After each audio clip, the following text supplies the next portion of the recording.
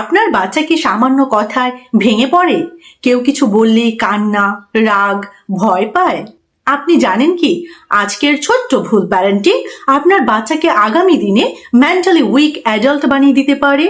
School, tuition, ভালো খাবার এসব না থাকলে না, ভুল মানসিক ভিত্তি থাকলে বাচ্চা কখনোই স্ট্রং হবে না। আজকের ভিডিওটিতে আপনাদেরকে জানাবো বাচ্চাকে মেন্টালি স্ট্রং বানানোর নাম্বার 1 ফাউন্ডেশন, যেটা 90% বাবা মাই জানেন না। তো হ্যালো ভিউয়ার্স, আমি জেসমিন। এই মুহূর্তে আপনারা সবাই কানেক্টেড আছেন জেসমিনস বেবি কেয়ার টক ইউটিউব চ্যানেলটির সাথে। চলুন আজকের মূল ভিডিওটিতে যাওয়া যাক।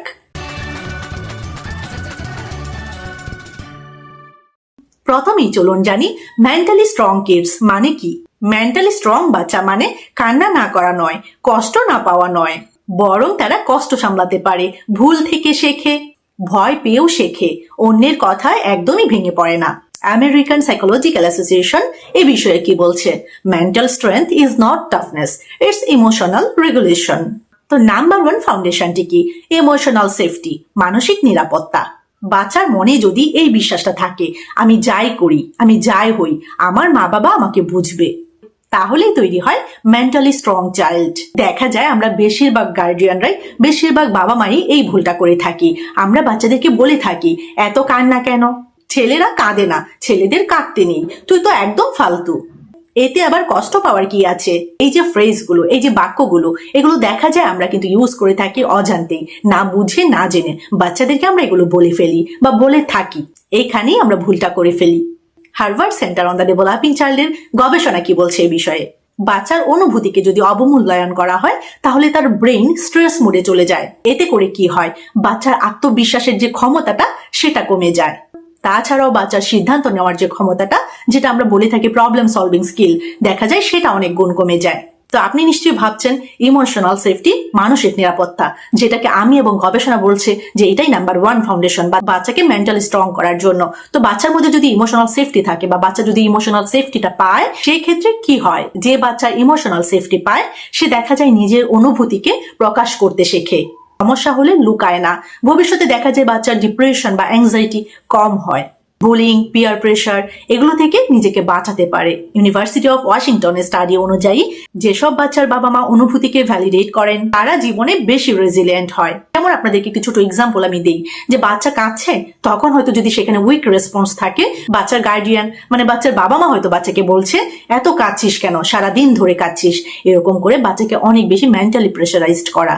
ঠিক এরকম সিচুয়েশনই যদি একটু স্ট্রং রেসপন্স করে, মানে বাবা মা যদি বাচ্চাকে বলে, আমি বুঝতে পারছি তোমার কষ্ট হচ্ছে, তুমি কেন কাঁদছো, চলো তো দেখি আমরা খুঁজে বের করি, বাচ্চাকে যদি মেন্টালি সাপোর্ট দেয়, বাচ্চা কিন্তু ইন ফিউচার ভবিষ্যতে আরো বেশি রেজিলিয়েন্ট হতে পারে।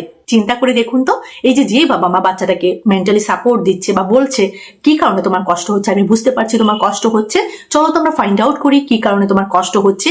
এই যে বাচ্চার বাবা মা এইভাবে মেন্টালি সাপোর্ট দিচ্ছে এবং এইভাবে বাচ্চার পাশে দাঁড়িয়েছে, এতে করে কি শেখানো হচ্ছে? এখানে কিন্তু বাচ্চাকে দুর্বল বানানো হচ্ছে না, বরং টেকনিক্যালি বাচ্চাকে সমস্যা সামলানোর ক্ষমতাটা শেখানো হচ্ছে। তো এবার আমি আপনাদেরকে বলবো how to build this foundation. প্রথম কৌশলটি বলবো, বাচ্চার ফিলিংস ভ্যালিডেট করুন।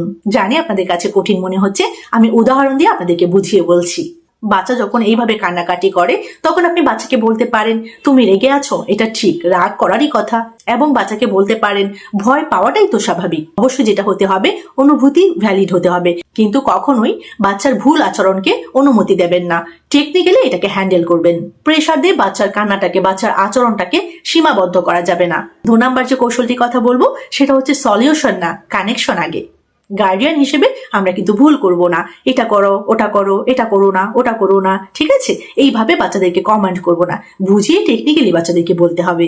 সঠিক আচরণটা কি আমাদের তরফ থেকে আমরা বাচ্চাদেরকে বলবো তুমি কেমন অনুভব করছো। টেকনিক্যালি আমাদেরকে এই সময়টা হ্যান্ডেল করতে হবে। স্টেপগুলো আমাদেরকে মনে রাখতে হবে। প্রথমে কানেকশন, তারপরে রেগুলেশন এবং তারপরে সলিউশন। 3 নাম্বার কৌশলটি হচ্ছে, আপনি নিজের আবেগকে নিয়ন্ত্রণ করুন।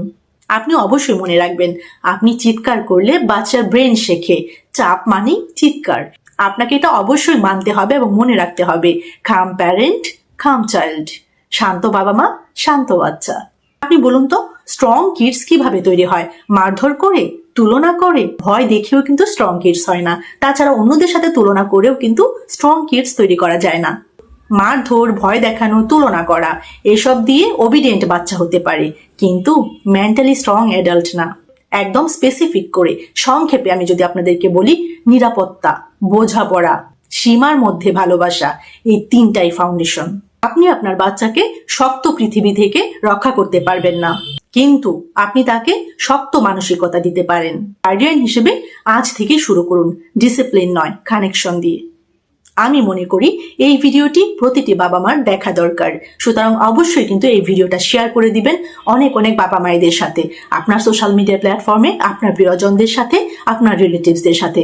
যদি আপনার কাছে মনে হয় এই ভিডিওটি ভালো লাগার মতো ইনফরমেটিভ, অবশ্যই লাইক করে দিবেন। আর চ্যানেলে যদি আপনি নতুন হয়ে থাকেন, পরবর্তী ভিডিও পাওয়ার জন্য অবশ্যই চ্যানেলটি সাবস্ক্রাইব করে রাখবেন, পাশে থাকা বেল আইকনটিতে ক্লিক করে রাখবেন। তাহলে পরবর্তীতে যখনই আমি ভিডিও আপলোড করি, সবার প্রথমে আপনি নোটিফিকেশন পেয়ে যাবেন। সবাইকে অসংখ্য ধন্যবাদ জানাচ্ছি যারা যারা শেষ পর্যন্ত ভিডিওটি দেখেছেন। সবাই ভালো থাকবেন, বাচ্চাদেরকে ভালো রাখবেন। আল্লাহ হাফেজ।